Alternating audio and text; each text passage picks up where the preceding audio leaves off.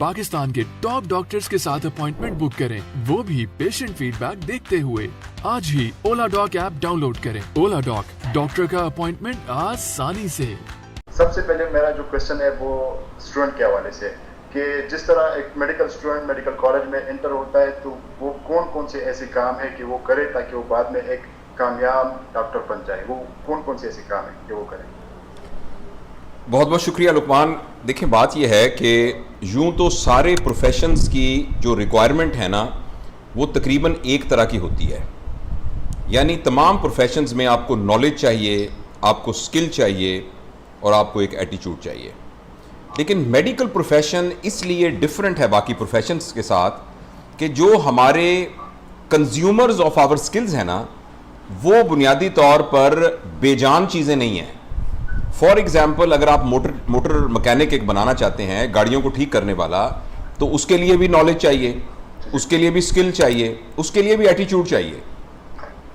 लेकिन अगर किसी वजह से आपका मोटरसाइकिल आप ठीक ना कर सके तो उस मोटरसाइकिल की फीलिंग हर्ट नहीं होगी, उस मोटरसाइकिल की कोई बीवी नहीं होगी कि अगर मोटरसाइकिल खराब हो गया तो बीवी बेवा हो जाएगी, उस मोटरसाइकिल के कोई बच्चे नहीं होंगे जो यतीम हो जाएंगे।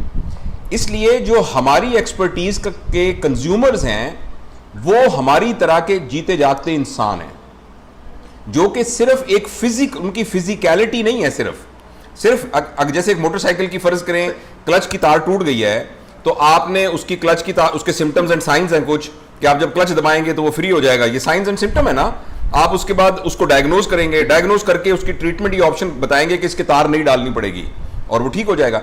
एग्जैक्टली इसी तरीका से अगर एक आदमी के पेट में राइट इलियक फोसा में पेन हुआ है तो आपने दबाया तो उसमें टेंडरनेस है और रिबाउंड टेंडरनेस है और टीएलसी ज्यादा है तो आप कहेंगे जी ये एक्यूट अपेंडिसाइटिस है, तो आप उसको कंफर्म करके कहेंगे कि इसका ऑपरेशन करना पड़ेगा और उसका आप ऑपरेशन कर देंगे। ये दोनों चीजें एक जैसी लगती हैं, लेकिन ये एक जैसी इसलिए नहीं है कि उसके कंज्यूमर एक ह्यूमन है जिसके एहसासात हैं, जिसके जज्बात हैं, जिसके इमोशंस हैं, जिसकी सोशल लाइफ है।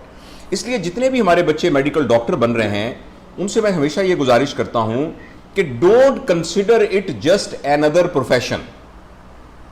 आप ये कंसिडर करें कि आपने पर्टिनेंट नॉलेज लेना है, आपने पर्टिकुलर स्किल लेनी है, पर्टिकुलर एटीट्यूड अडॉप्ट करना है, मगर एक चौथी चीज और है जो कि बाकी प्रोफेशन से आपको मुख्तलिफ करेगी, और वो चौथी चीज है वैल्यू सिस्टम। आपके नजदीक क्या गलत है, क्या सही है, कौन सी चीज सही है, कौन सी गलत है, और वो सही और गलत होने का वैल्यू सिस्टम इतना स्ट्रांग होना चाहिए कि कोई भी टेम्पटेशन आपको अपने वैल्यू सिस्टम से ना हटाए।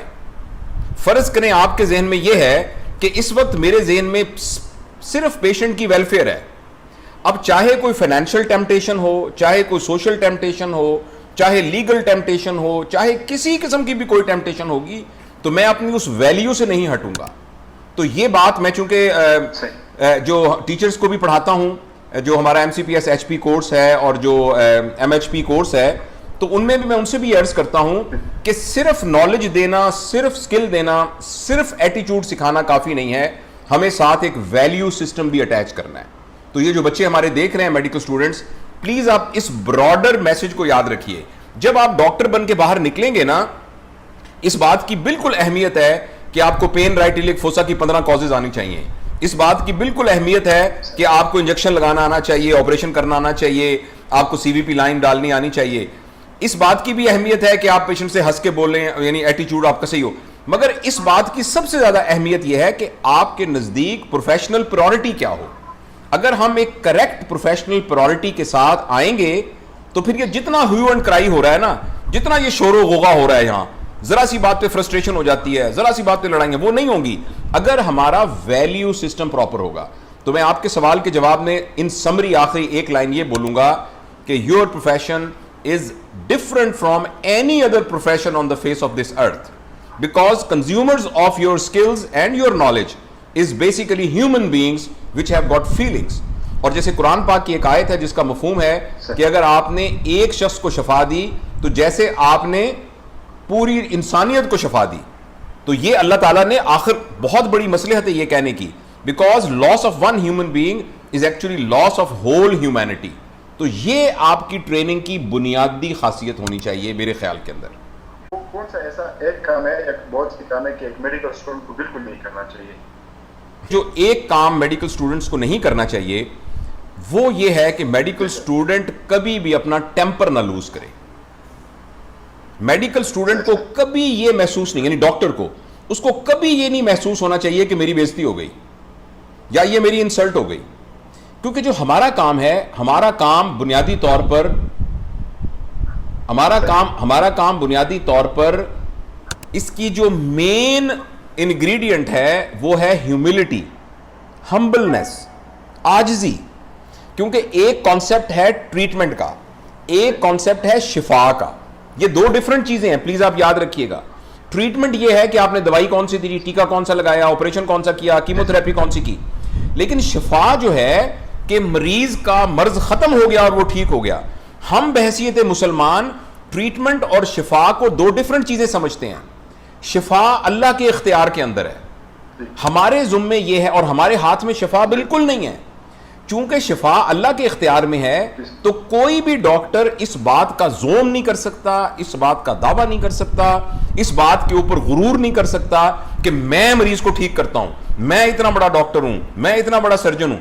چونکہ شفا اس نے اللہ سے مانگنی ہے, اس لیے ڈاکٹر کے اندر عاجزی کا ہونا, ہیوملٹی کا ہونا, ایگو کا نہ ہونا, غصہ اس کا نہ کرنا اور ہمبل ہونا, یہ میرے خیال میں ڈاکٹر کے ساتھ شفا کی کو ریلیشن کے لیے نمبر 1 صفت ہے. تو جتنے بچے ہمارے دیکھ رہے ہیں ان کو میں یہ عرض کرنا چاہتا ہوں کہ آپ اس بات کو ایز اے اسکل لرن کریں کہ ہم نے کسی صورت بھی غصے نہیں ہونا, خاص طور پر مریض اور مریض کے اٹینڈنٹس کے ساتھ غصے نہیں ہونا.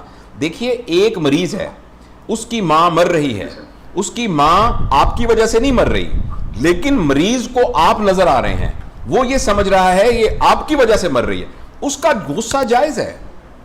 اس بیچارے کو پتہ نہیں ہے, ہم اس کو سمجھا نہیں سکے, لیکن ہم اس کی رسپانس کے اندر اس کو اینگر بیک کریں, روڈ بیک کریں, تو یہ ڈاکٹر کو کبھی زیب نہیں دیتا. ڈاکٹر اس کو سمجھائے, ڈاکٹر اس کے ساتھ کمیونیکیٹ کرے, مگر رہے ہمبل, عاجز رہے. عاجزی کرے گا نا ایسے, کچھ لوگ کہتے ہیں ڈاکٹر صاحب آپ کے ہاتھ میں شفا ہے. وہ جو ہاتھ میں شفا والی بات ہے نا, یہ ڈاکٹر کو سمجھنا چاہیے کہ یہ عاجزی کا پھل ہے جو خدا اس کو دیتا ہے. یہ ہمبلنس کا پھل ہے, عاجزی کا پھل ہے. یہ کہہ رہا تھا کہ میڈیکوز کے ساتھ جتنی بھی سٹریس ایلیمنٹ ہے, مطلب اسٹوڈنٹ ہو, ہاؤس آفیسر ہو یا کلینک ہو, تو اس کو ہم کس طرح مینیج کریں کہ سٹریس جو ہے ہمارے ہیلتھ پہ افیکٹ نہ کرے. اچھا, آپ ایک کام کیجئے گا, کل اگر آپ کے کوئی دوست بینکر ہے نا, بینکر, تو بینکر سے پوچھئے گا کہ آپ کی جاب میں سٹریس ہے کہ نہیں.